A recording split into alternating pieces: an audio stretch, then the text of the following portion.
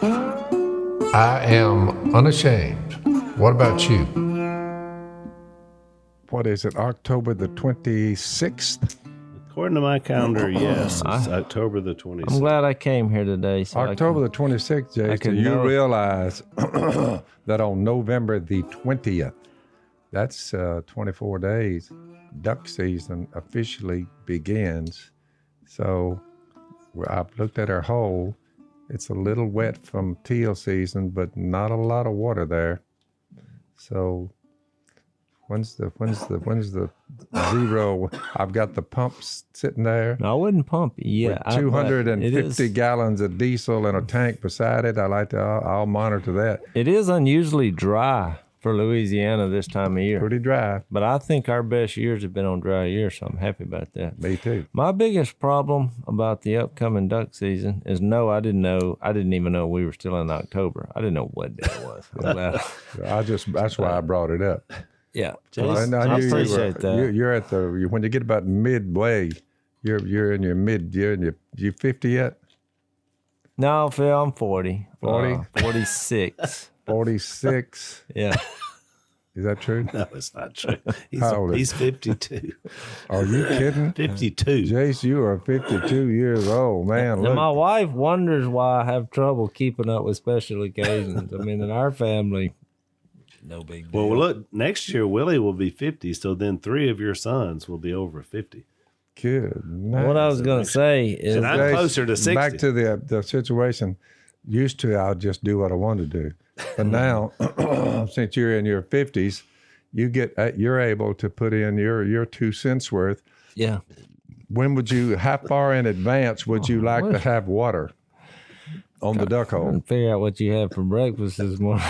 Oh, she brought some of that stuff. Gee whiz. They may have to edit out all these belches. Just leave a couple in. A lot of that stuff, it'll stay with you a week. Phil said, so I was like, what did you eat? He's like, oh, she brought that from town. Yeah. What a description. That town food, I'll tell you. That didn't come out of Miss K's kitchen. That I'm a burp. Town food to make you belch. What are you talking about? Worse than that. Yeah. Well, what I was going to say is my oldest son, his wife is expecting, and do you know when the due date is? Do you know? No, because what's that got to do with the opening day of duck season? Well, I don't know the exact date, but what happens, be fruitful and multiply. Okay, let's move on. It's in the middle of the first split. Ooh. So send them a little text in the blind saying, good luck to you. Congratulations. See, this is why I don't seek out your advice for family matters. That's exactly. Jace, when you first started to have children, was I standing there holding your hand and saying, Jace, you've got a child now? I said, wait a minute here. No. I said, that's life. When that was happening, my wife was whispering in my ears, like, where's your dad? I said, he's with us in spirit. She said, but he's still alive. I said, yeah, I know. Well, and that carried on a tradition because the way the story is told, you were running a net or a trot line or something, and Si hollers down from the bank, hey, Kay's heading to the hospital to have your son. What do you want to name him? Name him after you. No, what he said was, Miss Kay's fixing to have that baby. And my reply was, I'm out in the river baiting up a trot line. Yeah. I looked back up on the bank. I said, well, what do you want me to do about it? I said, I can't so help loving, her. Phil, so well, loving. I can't help her. I mean, she's in there with some doctor.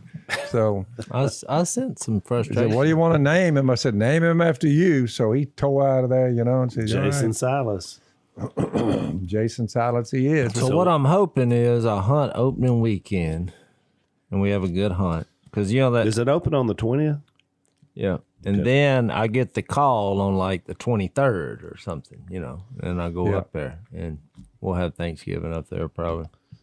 Oh, it's in it'll be in Nashville area. Mm-hmm. Yeah, I got you. I may find me a creek, Yeah. Shoot me a couple of days. Think about it, Al. We've been at this chasing these ducks. We've been at this, literally for the last 50 years. We are like into it.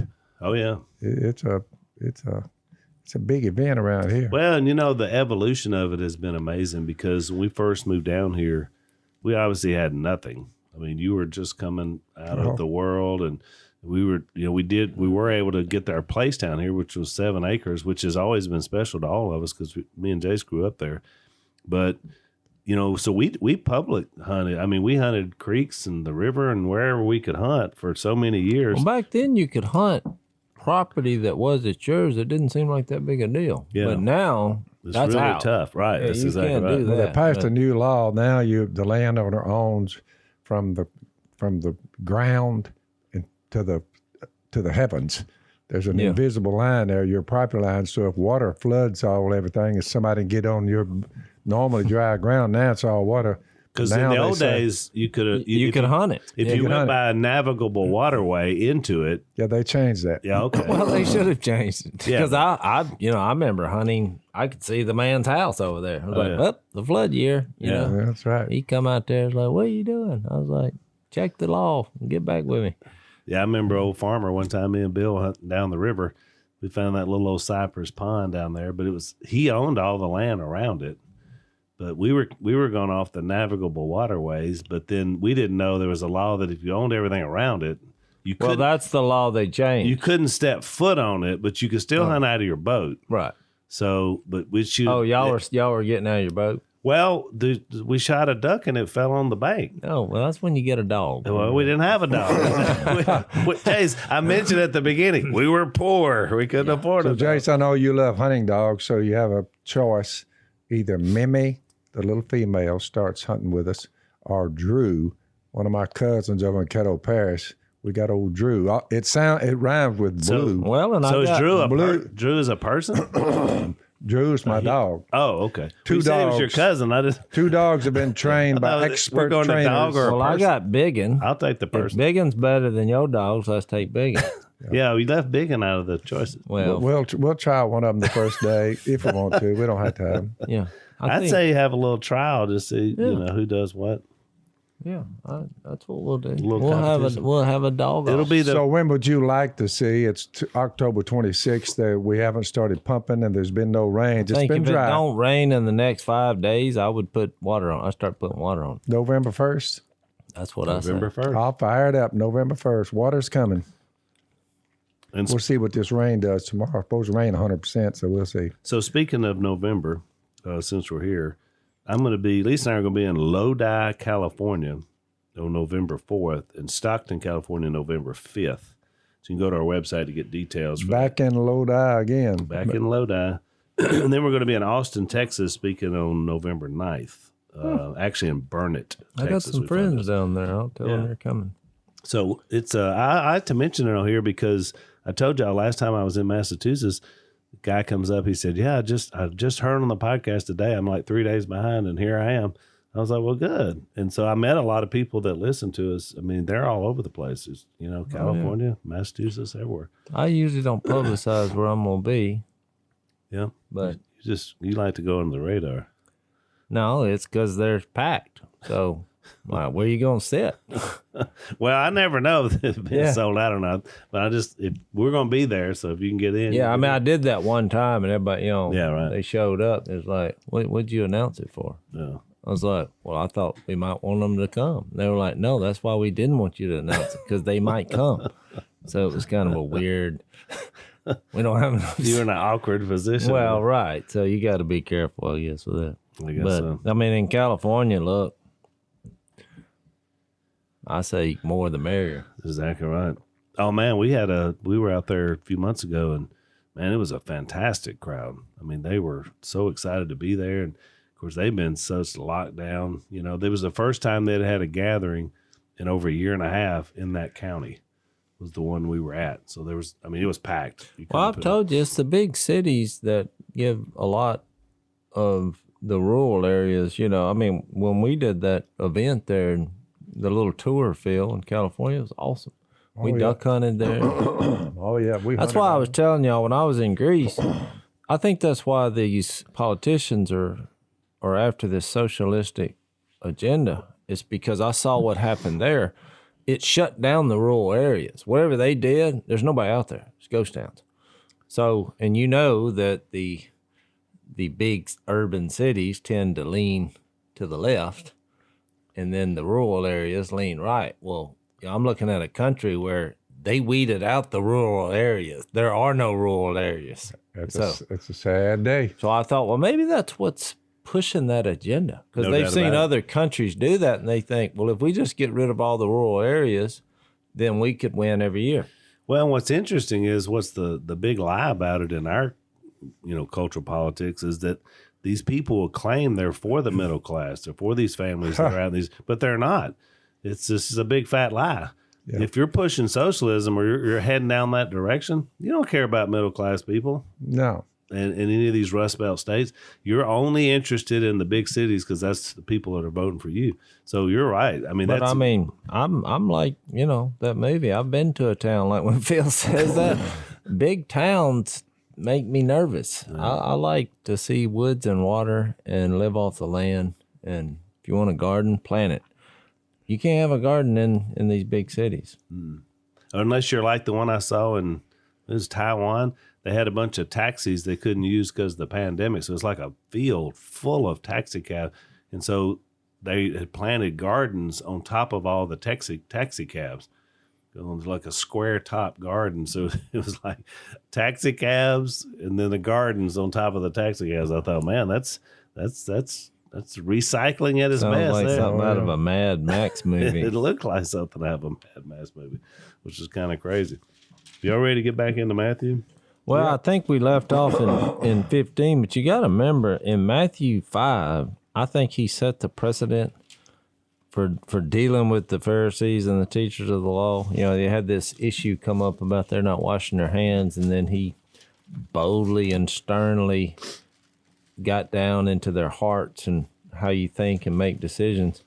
But when he said that on the Sermon on the Mount, Matthew 5, when he said, don't think I've come to abolish the law or the prophets, I've not come to abolish them, but to fulfill them. That was in verse 17. Yeah. Of course, we know, reading later on what he was going to introduce through his death, burial, and resurrection, he was going to introduce love. But when he got to verse 20 of chapter 5, he said that unless your righteousness surpasses that of the Pharisees and the teachers of the law, you will certainly never enter the kingdom of heaven. Right. So I think that's the big lacking virtue here was love. That's why when you see a person healed on the Sabbath, the Pharisee mind says, you broke a rule. And the mind of Christ has compassion and love and realize what the rules were intended to produce. And if it doesn't produce love, doesn't mean a hill of beans anyway. Well, and I talked about that in my sermon Sunday that, Jesus made the point, Mark describes it in Mark 2, that this situation where he healed the guy on the Sabbath, Jesus said the Sabbath, was made for man, not man for the Sabbath. In other words, and Jesus is saying that as God who created the concept of the Sabbath. The concept was you need some rest. You don't need to just be working all the time. Well, that was the concept. But I think, too, as men, when you hear the word love, it's like my wife, she wants to watch what I would call a chick flick or a love story. I'm like, oh. But that's not the type of love we're talking about. When you read the definition of love, 1 Corinthians 13, 4 through 8, it's all the things that when I came to Jesus, I did not possess. It's patient, it's kind, it does not envy, it does not boast, it's not proud, it's not rude, it's not self-seeking, it's not easily angered, keeps no record of wrongs, it doesn't delight in evil, it rejoices with the truth, it always protects, trusts, hopes, perseveres, never fails. Well, none of these qualities did I possess when I came to Jesus. None. So when you think he's trying to get you to love, you got to keep in your mind it's all these daily qualities that you interact with people, especially the relationships you're closest to, but that trickles down into the whole world. Right. It's just hard to do, and you're not going to do it on your own. You're definitely not going to do it trying to follow a bunch of rules and traditions. Right. Those qualities are not going to come out of that. Correct. Let's take a break. Jace, I bet you didn't know that even an okay credit score can cost you $100,000 over the life of a 30-year loan. I didn't know that. You learned something new today. That's why you should use ScoreMaster before you apply for any loan. ScoreMaster can take your credit score from okay to great, and the good news is it does it fast. The average user adds 61 points in 20 days or less. So that's adding 61 points, which is going to save you thousands of dollars if you have to get a home loan. So this it makes sense for, the way rates are figured. So you want to be able to check these guys out before you go to get a loan. Go to scoremaster.com. You're going to add points to your credit score. You're going to do that quickly. It only takes minutes to enroll. See your points, get more points, and qualify for the lowest loan rates out there. Here's what you do, Jace. All right. Go to scoremaster.com/Phil. That's scoremaster.com/Phil to get started and lower your rates. I'm going to tell Si because he's famous for okay.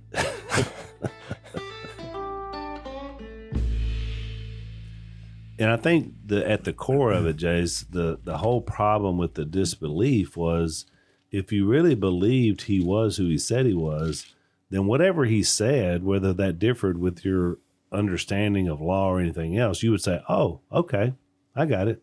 Because you're the one who made it. So you're the one now telling us this is what it's all about. I mean, whatever Jesus said was what it was. I mean, that was the fulfillment of the law. Well, they thought the goal was to keep the law, and Jesus came up with a goal that love is the goal. Exactly. And they're like, what? That's right. But if he'd have said that, they wouldn't have got it. So he basically showed it to them, which is why this next story. But didn't you get the concept, though, Jace, the idea that these people were not very loving? I mean, you kind of feel it. I mean, it's like because he challenged me. He said, you say this about washing your hands, but you don't honor your father and mother. He runs through this whole list. Well, so to me, once you have the woman in John 8 and you're going to stone her, not because she was being immoral, because you're trying to prove a point in a religious argument that you're not the son of God and you're using this as a trap. But a woman's life hangs in the balance. What about this woman here? Well, they obviously didn't care about her because she was a floozy. She was trash. It just nothing but trash. Or in any of these other scenarios where Jesus comes up and he keeps coming up to people that seem to either have fallen through the crack of society or they've been abused, looked over. I mean, the woman that was unclean with the theme of Matthew 15 because she had some kind of disease, some bleeding disorder. And so they're like, she's out. We can't touch her. And, here's Jesus. Well, I think it was 12 years. Yeah. And not only did he allow her to do that, but he embraced her and he healed her. And well, these guys didn't have the most loving of attitudes whenever they couldn't defend their position. And they couldn't figure out how he was doing what he was doing. And so it said, then they plotted to kill him. Well, that's a pretty big leap from I'm not sure he is who he says he is to let's kill him. I mean, that shows you right there. They didn't care about people. I mean, I get it. When like us, we were talking earlier. I mean, when you're famous, you tend to draw a crowd. But sometimes you look around and you're like, boy, this is a pretty rough crowd. Some crowd. This is a smelly crowd. You just realize how many people there are on the earth, but I think only in Jesus do you learn how to love everybody. And that every person matters. Yep, and no matter how difficult it is, it's never easy, and it's not easy. So we talked about this next section, Jace, before we came on air today, and it really is. It's kind of one of those kind of weird stories stuck in the middle of all these other things, and there have been a few others like that. This one's really weird, and if you read commentaries about it, I'll just sum up what they're saying. They don't know. That's right. They don't know. Yeah, and that's why I brought up this idea of love, because to me that's the answer. The reason the way this story goes seems bizarre to a lot of scholars because he hasn't really opened up, even though he's had a few interactions with Gentiles, but he's always in love. And if you put all the Gentile interactions together in all the Gospels, I mean, there's quite a few. So he's done this, but they were exceptions. Right. He came to that which is own, which was the Jewish nation. That was the initial push.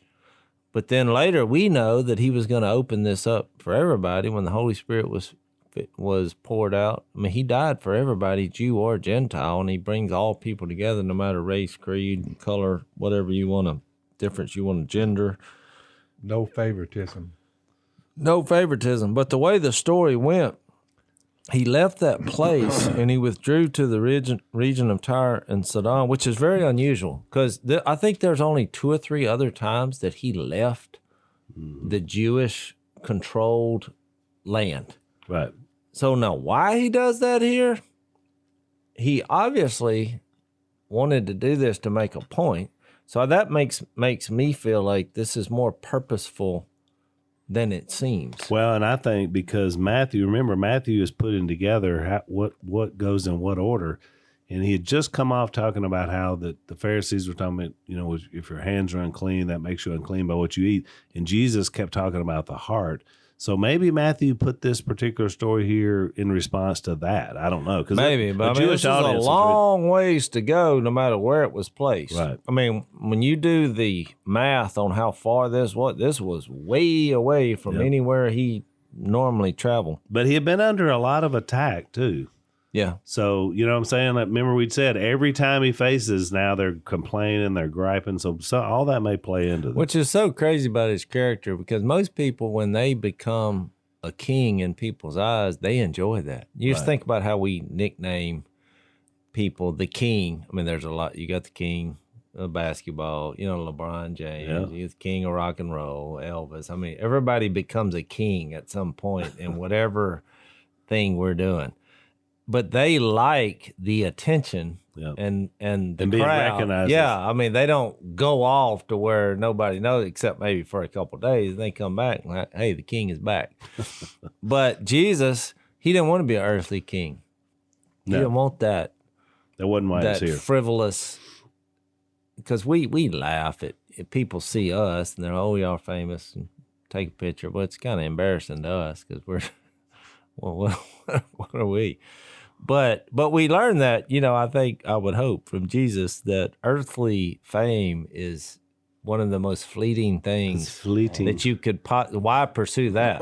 That's right. I mean. So, and they call it the joke. The joke is the 15 minutes because, you know, that's about usually that's about how long it lasts. 15 minutes. Shaquille O'Neal said it best. Who? They come up and said somebody had said something, you know, about him or whatever, and he went, who? And so they rephrased the question, and he went, who?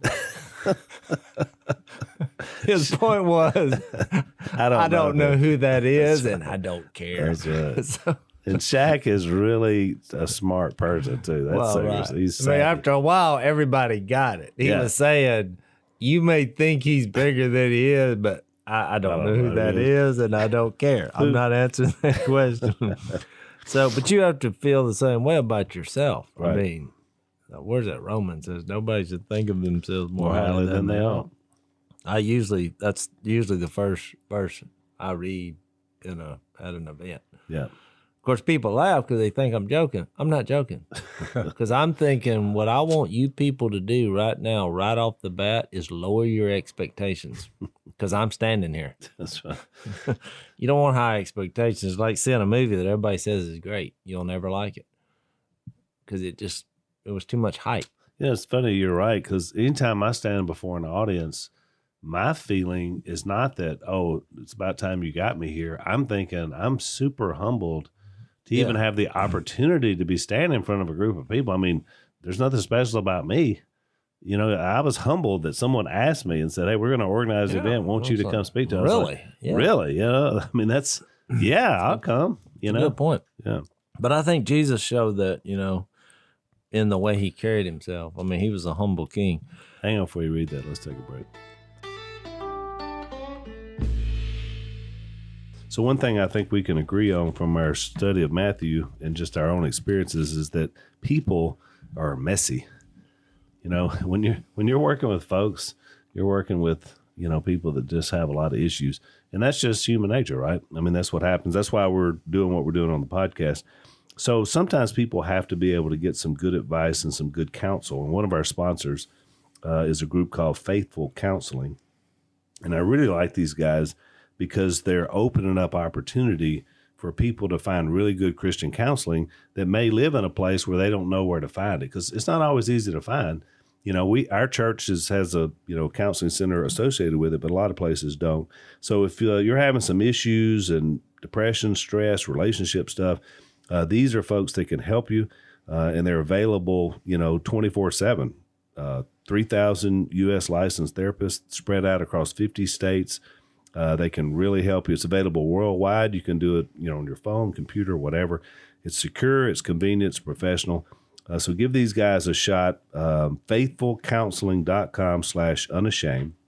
You're going to get 10% off your first month just by being one of our listeners. So that's faithfulcounseling.com/unashamed. Fill out a questionnaire. They'll assess your needs and match you with a great counselor. Faithfulcounseling.com/unashamed.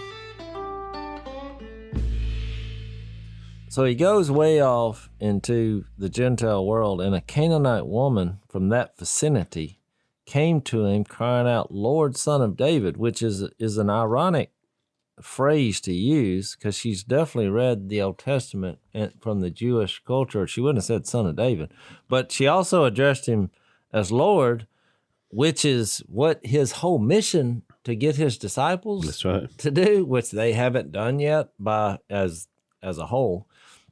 She said, "Have mercy on me. My daughter is suffering terribly from demon possession." Now, here's where the reason this story gets controversial, maybe that's a terrible word, but where people don't understand what was going on, because Jesus didn't answer a word. Nothing. Now, I've always viewed this as a powerful thing, is that Jesus also, the reason he's a different kind of king than most people is he listens. There's other stories where he listened, which when you think about our relationship with him as we go through life, that's a really good quality, that he's willing to listen. Most leaders or most people who think of themselves as king, just ask them something. Trust me, they'll tell you every philosophy there is. Right. And so he doesn't say a word. So his disciples came to him and urged him, "Well, send her away, for she keeps crying out after us." So not only did he not respond, now the disciples are like, "Well, she's annoying. Yeah, somebody shut her up." Shut her up. This is one of these EGRs, what we call EGRs. Mm-hmm. That's extra grace required to love this person. So they're like, send them out. That's a Bill Smith term. It is. EGR. He answered, "I was sent only to the lost sheep of Israel." So, which is what I said, his first mission was to save the Jews from Israel. Of course, then you ask yourself, well, what's he doing here? His actions, remember what he said earlier in Matthew 11, wisdom's proved right by his action. But he's in the Gentile world having this conversation. So the woman came and knelt before him. "Lord," the second time she's called him Lord, "help me," she said. He replied, so now he's talking, "It is not right to take the children's bread and toss it to their dogs," which was kind of a slam, you know? Borderline. Borderline. I don't know that because she probably didn't exactly know what he meant by that, but she might have. But then look, here's the third time. "Yes, Lord." The third time she called him Lord. She said, "But even the dogs eat the crumbs that fall from their master's table." Boy, was that the right answer. That was it. That was the one. Jesus answered, "Woman, you have great faith. Your request is granted." And her daughter was healed from that very hour. I don't know. Tell me. It's just one of these little incidental happenings that gives you a little insight with anybody. Yeah, we're going to start with the Jews and then preach this message. Don't stop at the Gentile world. Just preach to the Jews. Tell them the kingdom is here. The kingdom is near. Repent. He told his disciples, don't stop at the Gentile world. Go first to the children of Israel. Right. So that was the format. But it shows you, even then, he didn't make a rule of it. Yep. He was flexible enough to say, you know what, girl, you got a lot of faith. And it was one of these moments, and it seems kind of strange, but it shows you he didn't say, I won't help you if you're a Gentile at this point. You see what I'm saying? Yeah. Well, because he did die for everybody. He did. So go first to try to convince the Jews. I think that's why he was here. I think that he allowed it to play out. And, exactly right. He knew. Because this is a statement saying, by the way, he said, check this out. It's for everybody. Right. I think he knew she would come through. Nobody excluded. So my take is that I think this whole section, before we get to Matthew 16. If your agenda, well, there was a built-in prejudice about it, he's not going to help us. He keeps going to the Jews. He's not going to us. Jesus, no, you shouldn't think like that. Right. It's for everybody. It is, but he definitely had an order in place that he was going to, how this was going to play out. But this whole section, in my opinion, has been about building up the faith of the 12. Yeah. To get them ready for what's about to happen. You got to remember dealing with Gentiles in that world. I mean, and they had been watching the Jews for 1,500 years operate under the law of Moses. Let's face it, the old rank Gentiles, there wasn't many rules with them, Al. It was just dog eat dog. I mean, a wicked bunch. You know what I'm saying? Well, they were told to keep away from them for that very reason. Yeah. So I think he's signaling through this what happens here to his own 12 that there's going to come a time where this gospel is going to go out. Because remember, Peter's watching it. Peter eventually is going to have to be almost forced to go see Cornelius. And that's the next chapter on why the whole question is, because Jesus asked him, hey, by the way, who do they say I am? Who do they say I am? He's trying to establish the fact he's the Savior of the world. Right. And he asks him a question, but that question, about Peter getting the keys to the kingdom and being the same as the church of Christ, his body on the earth, the kingdom of God, that's all brought together in Matthew 16. And then the shocker of shocks, by the way, from that time on, he began to explain that he must go to Jerusalem and die, suffer all this stuff from the chief priest, teacher, the same ones he's arguing with.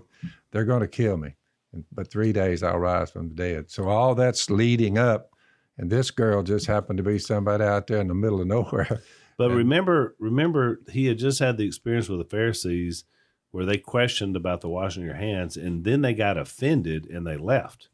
Remember, because the disciples if anybody should have been offended, it should have been this woman. Well, that's my point. My point is, and it shows you he was sharper with her than he was with us. Basically called her a dog. And it shows you these little caveats that come up while he was on the earth.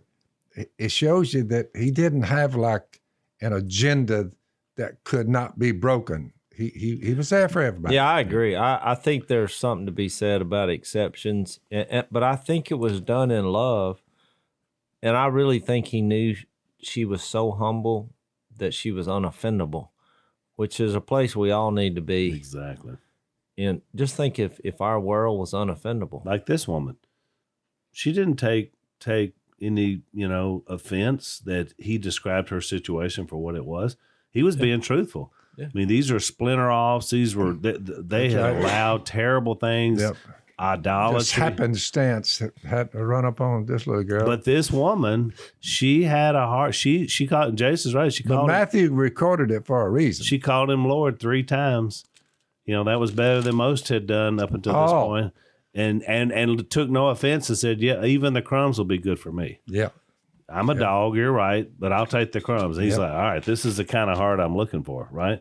Which made it powerful. It's kind of like we lump all rednecks together, but she was kind of saying, hey, I am who I am. Well, most people in our culture, once he brought up the dog statement, they're gone. They go. They're like, so who you think you are there? Yep. But remember what her purpose was. Let's take a break. Nothing much better than some good old American beef. Unfortunately, I found out from one of our sponsors, Good Ranchers, that about 80% of the grass-fed beef sold in the U.S. is imported from overseas. I did not know that, but because it's processed here, it winds up being improved and all that. So I like going with a company where I know the beef is American, just because I'm American. And so that's what Good Ranchers does.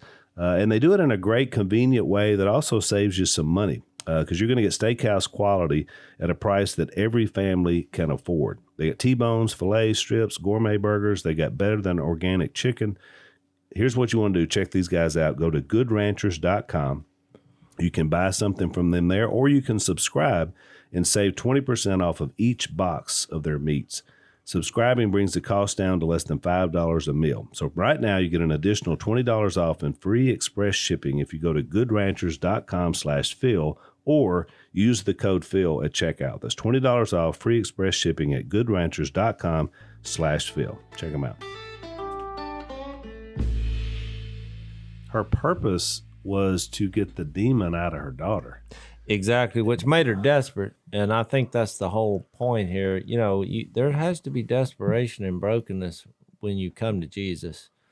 You've got to, when he started this thing off saying, blessed are the poor in spirit and those who mourn. And what was the third one?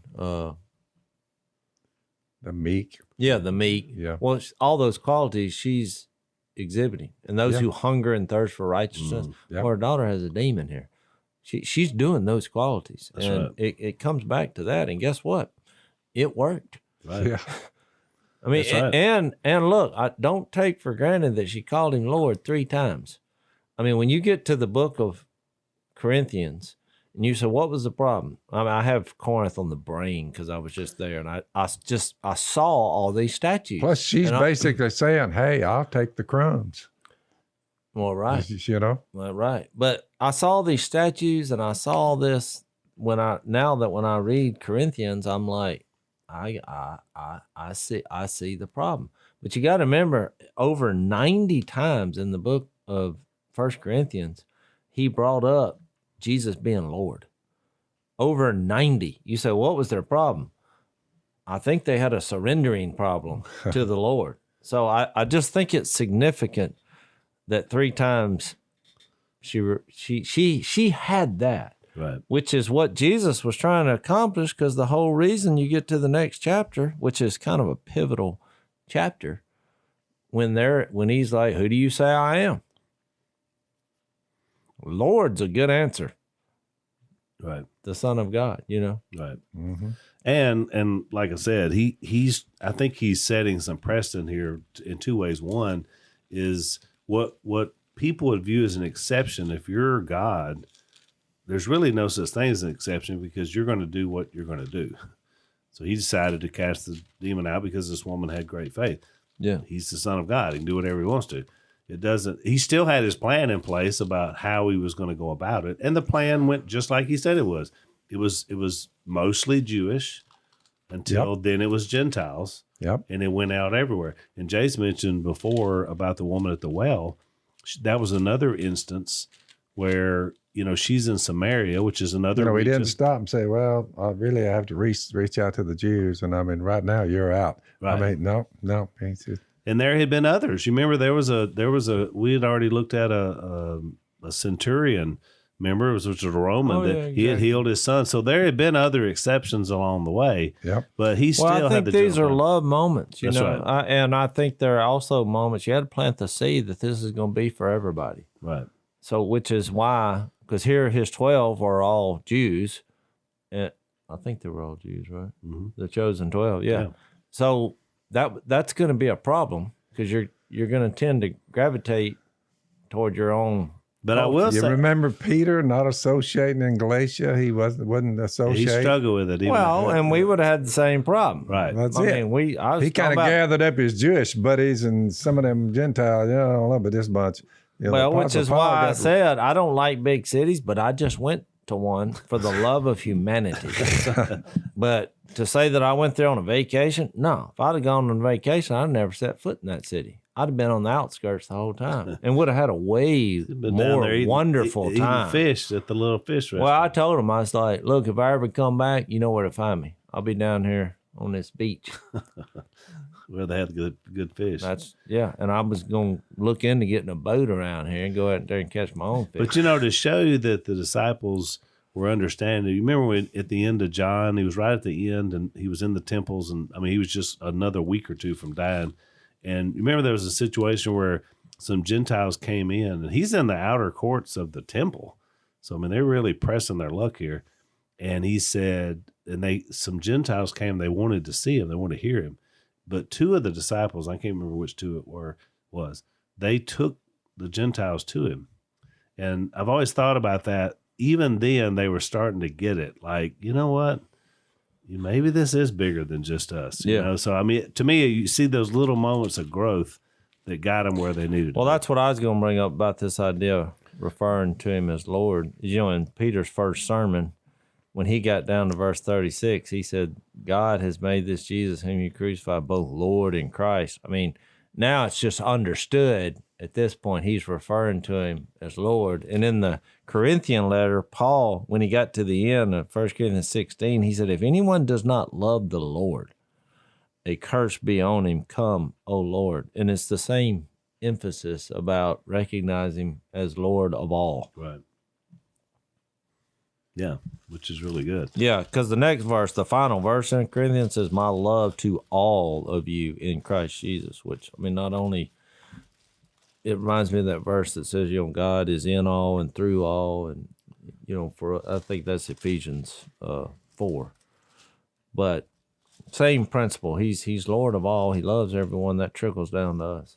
Well, and I think the two greatest ironies are from what happens with the Gentiles later is that one, Peter was sent for the first time to share the gospel with Cornelius, which opened the doorway for all these early Gentiles to come into the church. And then the bigger one even than that was the irony that the Pharisee of Pharisees, Saul, would become the one who would. But even that, we're so racially divided and prejudiced that he still had to give a sign to show that they could receive the Holy Spirit. He had to do a miracle. Right. And because people they just weren't going to accept it unless they saw a supernatural act. That's pretty sad about humanity. Really sad. Yeah. Which is what we need now.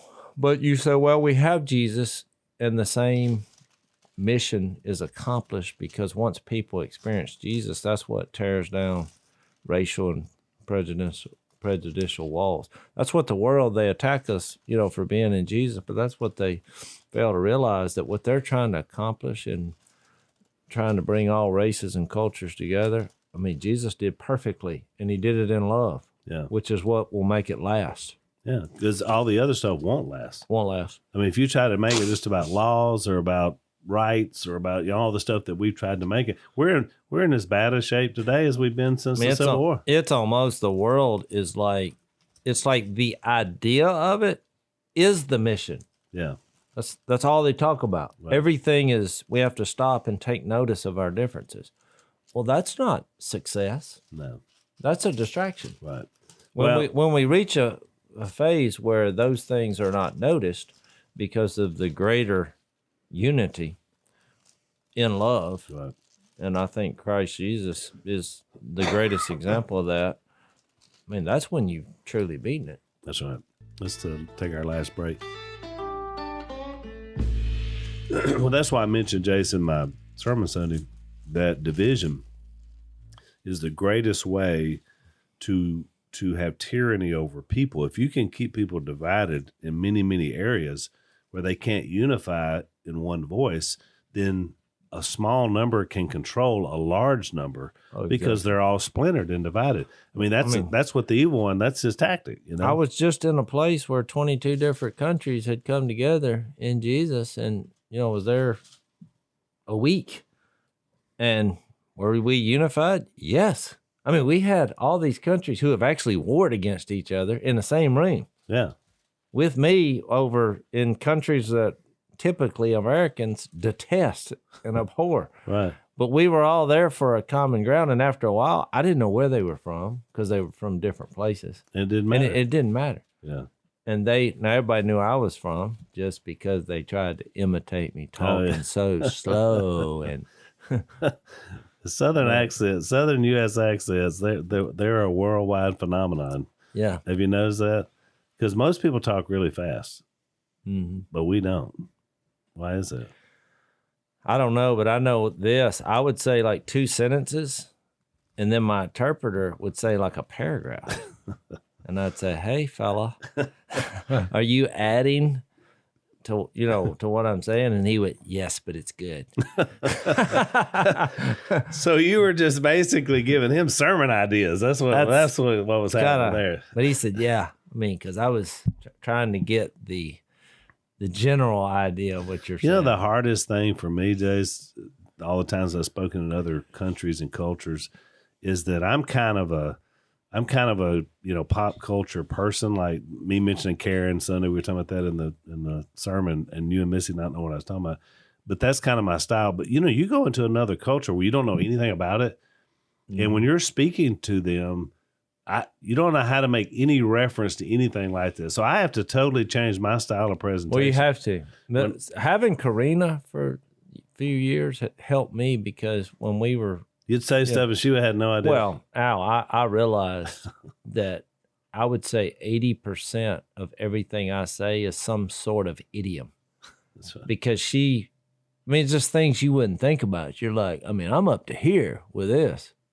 She's looking just blank, or you better pull the plug on that. Pull plug. Is there a plug? But, she don't. That doesn't translate. Yeah. So after a while, I just couldn't talk to her. I was like, I gotta learn just to speak in sentences without illustrations. So then I just got into that mode. I had no idioms when I did that one sermon, none. Yeah. And so he's like, that was easier than I thought. I was like, well, I didn't. I think it takes out being funny and all, but They kept laughing. I'm not sure what they were laughing at. They were laughing at you, Jace. I think so. And I said, it's okay. Because this Afghan, he kept saying, I was like, I don't understand. And he was like, you funny. I said, I got that. Just your way about it. I guess, I'm not, because I had no illustrations and no idioms. It was, and mainly just a lot of scripture. Yeah. That's what I have to. I figured that's what I wound up having to do. As I was like, they'll get Bible.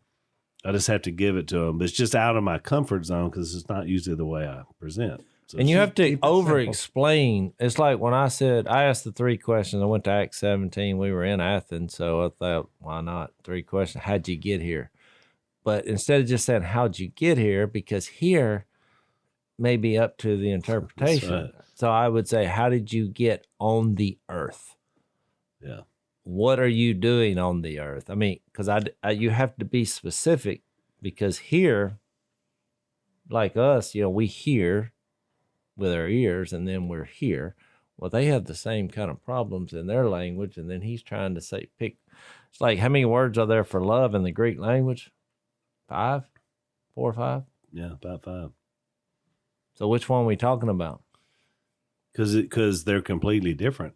If you talk about agape love, which is mostly what you see in the New Testament, that's a whole different concept than I love fried chicken, or I love. Well, it's like me. I love my dog. I was stupid, because I thought I wish I knew a word. I finally found Bravo, which was great because I could say that in any situation or most. Because I wanted to say something, but this waitress come out and she's like, basically, how did you like it? And I said agape, because I knew that. That's the wrong word. She's looking at me like I'm making a move on her, This is like, they're different words for love, Jace. So I was like, well, at least you didn't go eros, because that's the really. Well, I thought, okay, you got a good point. And so then I asked her, that's where I come up with Bravo. I said, what's your favorite Greek word. And she said, bravo. I said, that's it. That's what I'm going with. Because, you're constantly getting coffee and I mean, I'd sip it, which, by the way, Phil, this coffee over there, this is your coffee. Everywhere. No, it was terrible. That's why you would love it. It was the strongest coffee. And it stains the cup. Lumpy and chewy. I mean, but it tasted like. I don't know about the chewy. Well, there was a couple of cups that I had that I was like, whoa, this has got creatures in it. Jase, they were giving you what is left over there after 4 or 5 days. But it was the strongest. I had to back down. I started asking for American coffee. That means a filter was involved. And then that was too weak. But I couldn't drink drink this. Stuff. I said first place. I was like, yeah, give me a cup of coffee, strong. Don't ask that. Undrinkable. That's right. I just sipped a little bit of it, and I immediately started shaking. I was like, wow. But they're known for that all through that region. I mean, there's a coffee shop every 20 yards. Right. So if you could do that. But I mean, I'll tell you this, word of warning, it'll blow right through you. Yeah. Yeah, that's the other thing. Then you start having some other issues. Exactly. Well, travel's not easy. I mean, it's hard. But I think about it with us, it's hard for us to complain because we can get on a plane and fly over there. Can you imagine if you had to get on one of those boats, and it was months of travel? You read about some of Paul's exploits and acts, you're thinking, I mean, it's hard for us and, being Americans. But I brought that up. But I mean, to me, this was Jesus's mission trip to his disciples. I mean, he basically took a mission trip. Yep, and he showed them one instance. Yep. Because mission trips, they do have a profound effect on you. Which that was the point of the woman at the well, too. No doubt about it. Same thing. But I got the same sensation. I mean, it made me glad. I mean, I was way more positive about America. Makes you appreciate home. When I got back, which everybody's like, "Oh, this place is." I'm like, "Yeah, but just trust me, it could be worse." Be worse. Well, let's just siphon that for a second. It could be worse because I just saw worse. I mean, that was. You worse. had the same feeling I always have. It makes me appreciate home, but it also makes me appreciate brothers and sisters wherever I go because their passion. Just like Jase described, these people coming out of these terrible situations in their own country and culture, and yet they're so in love with Jesus that they'll risk their life to let others it's know. next level. That's inspiring. These people that I was with, I mean, some of them may not be here because they have decided to go back to their country and go public for Jesus, which means instantaneous death if they're caught. You just got to tip your hat and say, wow. Yeah. I mean, nobody tried to get them to do it. That's just what they decided they were going to do. But I've noticed the biggest reason why is because most of them are shocked they're alive anyway. I mean, just their journey to get out of there, That's right. They almost all lost their life. Every story that we heard, there was two things I noticed noticeable. They almost died, and they all had some kind of dream about searching God or, just in their most miserable state. And I mean, I hate to bring up something so crazy at the end, but I did notice that. They all were just laying there one night and just said, they had a dream that, God was real or he was pursuing them. And they're like, and so they started seeking godly things, which led them to this refugee camp where here's this guy, from Oklahoma sharing Jesus, being good to him. So this is crazy. God spoke through dreams before. Why wouldn't he again? I tell you this, in the same area, it's still going on today. And thank God for it. I love it. All right, we'll see you next time.